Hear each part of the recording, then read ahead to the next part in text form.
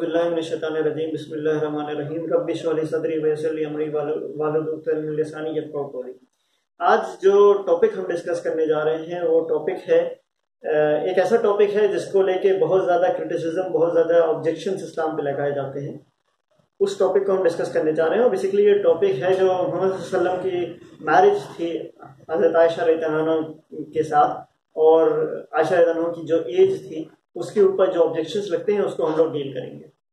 लेकिन सबसे पहले मेरी ये रिक्वेस्ट है कि अगर आप लोग सच में सच ढूंढ रहे हैं, अगर आप सीरियसली सच जानना चाहते हैं, अगर आप सिंसियर हैं अपनी चीज़ में, अपने इस रिसर्च में, तो फिर ये वीडियो पूरा देखिए। जब आप ये वीडियो पूरा देखेंगे तभी आप सही कंक्लूजन में पहुंच पाएंगे। अगर आप ये आधा वीडियो देख के कोई कंक्लूजन में पहुंचना की कोशिश करेंगे तो वो कंक्लूजन गलत होगा। इसीलिए मेरी ये रिक्वेस्ट है कि अगर आप ये वीडियो देखें, अगर आप ये डिसाइड करते हैं कि आपको ये वीडियो देखना है, if you are really looking for truth, तो ये वीडियो पूरा देखिए। इसको आधा से देख के मत छोड़िएगा या थोड़ा देख के मत छोड़िएगा। तो before going on this particular हदीस, हम सबसे पहले स्टार्ट करते हैं चाइल्ड मैरिज के इशू पे। चाइल्ड मैरिज का जो इशू है, अगर हम देखें इसका प्रेजेंट में क्या हाल है, तो आज का जो हमें डेटा एनालिसिस बताता है वो ये बताता है कि हिंदुस्तान में 15 लाख लड़कियों की शादी बिफोर द एज ऑफ 18 हो जाती है। ऑल्दो ये इलीगल है, लेकिन फिर भी हिंदुस्तान में अभी भी चाइल्ड मैरिज होती है। प्यू रिसर्च सेंटर के हिसाब से यूनाइटेड स्टेट्स में 57,800 माइनर गर्ल्स की मैरिज हुई, जिसमें से 55% केसेस ऐसे थे जिसमें the girl was a minor and the man was an adult. अगर हम एज ऑफ कंसेंट की बात करें तो एज ऑफ कंसेंट अभी भी कई देशों में काफ़ी कम है, और फ्रांस स्टिल डिबेट कर रहा है कि हम कोई मिनिमम एज ऑफ कंसेंट होनी भी चाहिए या नहीं। कैलिफोर्निया की अगर हम बात करें तो कैलिफोर्निया अलाउ करता है child marriage with the permission of parents, आज भी प्रेजेंट टाइम्स में भी। और ये तब है जब ये कंट्रीज वो हैं जो universal declaration of human rights को सपोर्ट करते हैं। ये उन कंट्रीज की हम बात कर रहे हैं जहां पे चाइल्ड मैरिज अभी भी हो रही है। नाउ चाइल्ड मैरिज में प्रॉब्लम्स क्या है, क्यों इसको गलत माना जाता है, इससे क्या इश्यूज आते हैं, इसको सबसे पहले हम समझने की कोशिश करते हैं। स्पेशली अगर हम यंग गर्ल्स की बात करें तो चाइल्ड मैरिज जो है it limits them socially, economically और एजुकेशन। उनकी एजुकेशन पे उसका असर पड़ता है, इकोनॉमिक और सोशल लिमिटेशंस उनके ऊपर लग जाती हैं। इसके साथ साथ हेल्थ रिस्क भी होते हैं, अर्ली प्रेगनेंसी के साथ जो होते हैं, साइकोलॉजिकल और इमोशनल ट्रॉमा के थ्रू उनको जाना पड़ता है।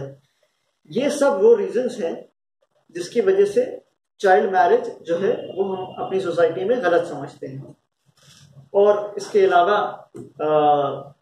और भी तरीकों से हमारी सोसाइटी में बच्चों को एक्सप्लॉइट किया जाता है। For example through child sex trafficking और ऑनलाइन चाइल्ड पोर्नोग्राफी।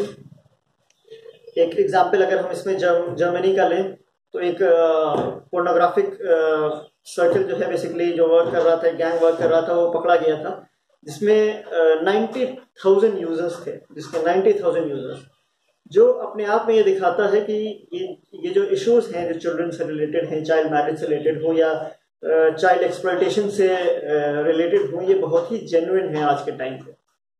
अब जब हम ये समझ गए कि ये चीज़ें बहुत जेन्युइन हैं, हमारे कंसर्न्स जेन्युइन हैं, ये सब हम प्रेजेंट सिनेरियो के हिसाब से बोल रहे हैं। लेकिन क्या प्रेजेंट सिनेरियो के हिसाब से हमें पास्ट को जज करना सही है या नहीं, इसको हम एनालाइज करेंगे। सबसे पहले हम डील करते हैं कि क्या कहते हैं, जो हदीस है उसको समझते हैं कि वो हदीस क्या है और उस पर क्यों ऑब्जेक्शन उठता है। Narrated Aisha radiallahu anha that the Prophet married her when she was 6 years old and he consummated marriage when she was 9 years old and she remained with him for 9 years. इस हदीस में हमें बताया गया है कि मोहम्मद सल्लल्लाहु अलैहि वसल्लम ने मैरिज आयशा रदियल्लाहु अन्हा से की जब वो 6 साल की थी और मैरिज कंज्यूमेट की जब वो 9 साल की थी। अब इस पे कई सारे ऑब्जेक्शन इस्लामिक के क्रिटिक्स जो हैं वो लगाते हैं, और अगर हम इसको एनालाइज करें कि वो क्यों इसके ऊपर ऑब्जेक्शन लगाते हैं, तो इसके पीछे जो प्रॉब्लम है वो प्रॉब्लम ऑफ प्रेजेंटिज्म है।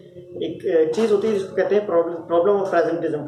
प्रॉब्लम ऑफ प्रेजेंटिज्म क्या होती है कि जब हम अपने प्रेजेंट सर्कमस्टांसेस के बेसिस पे जिन जिन कंक्लूजन्स पे हम पहुंचे हैं, उनको हम पास्ट के सर्कमस्टांसेस पे, पास्ट की सोसाइटीज पे विदाउट अंडरस्टैंडिंग देयर सर्कमस्टांसेस, बिना उनके सर्कमस्टांसेस को समझे हुए जब हम अपने जजमेंट्स उनके ऊपर लगा के उनको जज करने की कोशिश करते हैं, this is what is called the problem of presentation. अब ये आयशा रज़ी अल्लाह के केस में कैसे आती है, ये हम समझने की कोशिश करते हैं। हम पास्ट की सोसाइटीज को और प्रेजेंट की सोसाइटी को एनालाइज करते हैं, सिनेरियोज को एनालाइज करते हैं और फिर जज करने की कोशिश करते हैं कि ये मैरिज सही थी या नहीं थी। अगर हम प्रेजेंट सिनेरियो को एनालाइज करें तो जो हमारे बच्चे होते हैं, हम ये एक्सपेक्टेशंस उनसे रखते हैं कि पहले वो स्कूल जाएंगे, स्कूल के बाद वो कॉलेज जाएंगे, कॉलेज के बाद यूनिवर्सिटी जाएंगे, यूनिवर्सिटी के बाद जॉब में आएंगे और तब कहीं मैरिज की बात आती है। और ये बहुत जेन्युइन है और बहुत रीजनेबल है अंडरस्टैंडिंग कि हमारी जो एवरेज लाइफ स्पैन है वो अराउंड 70 ईयर्स है। जबकि अगर हम एनालाइज करें पुरानी सोसाइटीज को, फॉर एग्जांपल अगर हम रोम का एग्जांपल देखें 1400 ईयर्स बैक, तो वहाँ पे जो एवरेज एज रहती है वो 35 to 40 ईयर्स रहती है, और जो औरतों की रहती है वो अराउंड 34.5 to 37.5, यानी अराउंड वही हो गई। उसके कई सारे रीजंस होते थे, they had hard working conditions, ये poor diet, lack of medical facilities, wars, diseases, इस सब की वजह से जो एवरेज लाइफ स्पैन है वो अराउंड 35 ईयर्स अगर हम एवरेज लेके चले तो वो हुआ करती थी। एक और चीज अगर हम देखें, जो due to lack of medical facility बच्चों की जो है वो अर्ली एज में डेथ हो जाया करती थी, इन्फेंसी में डेथ हो जाया करती थी। इसलिए to have 2 children at an average woman had to go to 5 to 7 pregnancies, तभी पॉपुलेशन स्टेबल रह सकती थी। ये दोनों चीजों की वजह से it was very much logical to start early, unlike today. अगर आपको मैरिज करनी है और उसके बाद आपको उस मैरिज से 2 बच्चे चाहिए और आप ये चाहते हो कि जब तक वो अपनी मैच्योरिटी में पहुंचे तब तक आप वहां पे प्रेजेंट हो, तो it makes more sense that you start early, which is not the case in today's time. इसीलिए हम देखते हैं कि एवरेज मैरिज एज अगर हम रोम की ही देखें तो वो उस टाइम पे 14 to 15 ईयर्स हुआ करती थी, जबकि मिनिमम एज 12 हुआ करती थी और एज ऑफ कंसेंट 7 हुआ करती थी। Now if this is true about Rome, जो कि इतनी डेवलप सोसाइटी थी उस टाइम पे भी, what about the desert dwelling Arabs? हमें समझ सकते हैं इस चीज को कि डेजर्ट ड्वेलिंग अरब्स का क्या केस रहा होगा। और जब ये सिनेरियो है कि एवरेज एज 30 है, चिल्ड्रंस की अभी एज पे डेथ हो जाती है, हार्ड वर्किंग कंडीशंस हैं, तो जो आपके प्रेजेंट जो बेसिकली प्लान्स होते हैं लाइफ के बारे में कि आप जिंदगी कैसे जियोगे, वो वैसे नहीं हो सकते जैसे होंगे, वो ऑटोमेटिकली उस सोसाइटी में चेंज हो जाएंगे, वो आज जैसे हो ही नहीं सकते। And these decisions are very important. इसके बारे में बायोइकोलॉजिस्ट मैरी ल्यूइस कहती हैं, no matter what period of we are examining, childhood is more than a biological age but a series of social and cultural events and experiences that make up child's life. The time at which these transitions take place varies from one culture to another and has a bearing on the level of interaction children have with the environment, their exposure to disease and trauma, and their contribution to the economic status of their family and society. The Western view of childhood, where children do not commit violence and are asexual, has been challenged by studies of children that show them learning to use weapons or being depicted in sexual poses. What is clear that we cannot simply transport our view of childhood directly into the past. Same is the case with the case of Aisha Radiallahu anha, जिसमें वो अपनी time की society, अपने time के scenario को follow कर रही थी उस टाइम पे जो गर्ल्स किया करनी थी। अगर हम इन चीज़ों को एनालाइज करें, उन सोसाइटीज़ को एनालाइज करें, तो हम ये भी देखेंगे कि उस टाइम पे जो एज ऑफ मेच्योरिटी होती थी वो जल्दी आ जाती थी। पास्ट की सोसाइटीज़ में मेच्योरिटी जल्दी आती थी, ये समझने के लिए हमें बहुत ज़्यादा पीछे जाने की भी ज़रूरत नहीं, क्योंकि रिस्पॉन्सिबिलिटीज़ जल्दी आने की वजह से मेच्योरिटी जल्दी आ जाती थी। ये हमको कुछ फ्यू हंड्रेड ईयर्स बैक ही दिख जाएगा। अगर हम मुग़ल एम्परर अकबर को एनालाइज करें तो इंसाइक्लोपीडिया ब्रिटानिका के हिसाब से Akbar at the age of 13 was made the governor of Punjab region, now largely occupied by Punjab state, India and Punjab province Pakistan. ना जब 13 साल की एज में अकबर जो है वो गवर्नर बनाए जा सकते हैं पंजाब के, आप प्रेजेंट टाइम में सोच भी नहीं सकते कि 13 साल के किसी बच्चे को आप कहीं का गवर्नर बना देंगे और वो उसको हैंडल कर पाएगा रिस्पॉन्सिबिलिटी को। लेकिन Akbar at the age of 13 in that time was capable. उसका रीज़न ये था कि जो अर्ली रिस्पॉन्सिबिलिटीज़ आ जाती थी, जो कंडीशन शुरू होती थी, उसकी वजह से मेच्योरिटी जल्दी आ जाया करती थी। इनफैक्ट सेम आयशा रज़ियल्लाहु जो ये नरेट करती हैं, बुखारी में ने जिसको कोट किया है कि वो 6 साल में उनकी मैरिज हो गई थी और 9 साल में मैरिज कंज्यूमेट हो गई थी, वो सेम आयशा रज़ियल्लाहु एक दूसरे हदीस में बुखारी में बुक नंबर 8 हदीस नंबर 465 में कहती हैं, narrated Aisha, I had seen my parents following Islam since I attained the age of reason. Not a day passed, but the Prophet sallallahu alaihi wasallam visited us both in the mornings and in the evenings. इसमें आयशा रज़ियल्लाहु बता रही हैं कि जब से वो age of reason, age of अक्ल, जो अरबिक वर्ड आया है वो अक्ल आया है, age of reason, age of अक्ल में, एज ऑफ मैच्योरिटी में पहुंच गई थी, तब से उन्होंने अपने पेरेंट्स को इस्लाम फॉलो करते हुए देखा था और मोहम्मद सल्लल्लाहु अलैहि वसल्लम उनको विजिट किया करते थे मॉर्निंग में भी और इवनिंग में भी, जो क्लियरली दिखाता है कि इस टाइम पे कंज्यूमेशन ऑफ मैरिज नहीं हुआ था, वो अपने पेरेंट्स के साथ रह रही थी और वो already age of reason, age of अकल, एज ऑफ मैच्योरिटी पे पहुंच चुकी थी। और हम पास्ट सोसाइटीज को एनालाइज करें तो usually the age of mental maturity और age of physical maturity usually एक साथ आया करती थी। इनफैक्ट फिजिकल मैच्योरिटी की हम बात करें तो आज की कंडीशंस में भी हम देखते हैं कि कई सारी लड़कियां जो है वो 9 इयर्स की एज पे, 12 इयर्स की एज पे, even before 9 years age of puberty पहुंच जा सकती है। इसके लिए कई लिंक्स हैं जो डिस्क्रिप्शन में आप देख सकते हैं, जिसके थ्रू आप जा सकते हैं। तो it is very much possible कि वो अर्ली एज पे एज ऑफ प्यूबर्टी पहुंच जाए। पास्ट में क्या होता था, the age of maturity, mental maturity and physical maturity usually साथ में आती है ना। इस पे जो यूजुअली लोग ऑब्जेक्शन लगाते हैं, वो ऑब्जेक्शन इस पे लगाते हैं कि एक और हदीस है जिसमें ये आता है कि आयशा रज़ियल्लाहु जो है वो डॉल्स के साथ खेला करती थी और उनके पास टॉयज थे। इसको अगर हम एनालाइज करें तो टॉयज होना, पहली बात तो ये नहीं दिखाता कि person has not reach the age of adulthood. हदीस में ये कहीं मेंशन नहीं है कि she has not reach the age of adulthood. In fact हम दिखा चुके हैं एक हदीस जिसमें एक क्लियरली मेंशन है that she has reach the age of maturity. जहाँ तक टॉयज की बात है तो टॉयज लोग जो है वो मैच्योरिटी पे के बाद आज भी रखते हैं। आज भी हमें कई लड़कियां ऐसे मिल जाएंगी जो मैरिज के बाद भी टेडी बेयर के साथ टेडी बेयर अपने साथ रखती हैं। और अगर हम पास्ट में जाएंगे तो पास्ट में भी ऐसा होता था। इसको एंथ्रोपोलॉजिस्ट लॉरी विल्की ने लिखा है कि highly valued toys in childhood objects can be curated well into adulthood and passed on to subsequent generations of children. Therefore, artifacts found in archaeological record may not adequately reflect the full range of materials, culture used and cherished by the users. So it is very much possible कि maturity पहुंचने के बाद भी, adulthood पहुंचने के बाद भी toys हों। Now, एक क्वेश्चन यहाँ पे और उठता है। वो क्वेश्चन ये है कि मोहम्मद सल्लल्लाहु अलैहि वसल्लम इस्लाम के हिसाब से he is a role model for all times to come।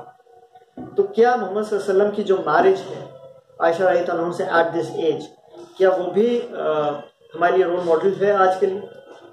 इसको एनालाइज करने के लिए हम सबसे पहले ये समझने की कोशिश करते हैं कि क्या मोरालिटी चेंज होती है या नहीं होती।